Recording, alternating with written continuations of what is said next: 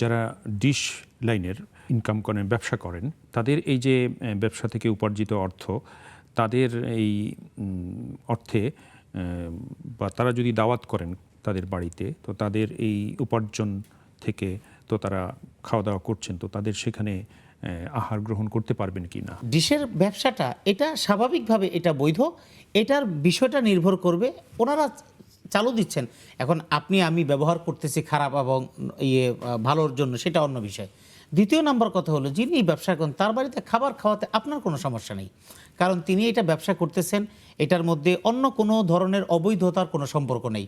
এখন যদি এটা হয় তাহলে যিনি টেলিভিশন বিক্রি করেন, যিনি টেলিভিশনের তারের ব্যবসা করেন, অথবা যিনি ডিশ যে ওয়াইফাই লাইনের ব্যবসা করেন, তাহলে তো ওয়াইফাই রাউটার যারা বিক্রি করে তাদের বাড়িতে খাওয়া যাবে না। না, এটা সমস্যা নেই, শরীয়তের মধ্যে এত কঠোরতা করা হয়নি।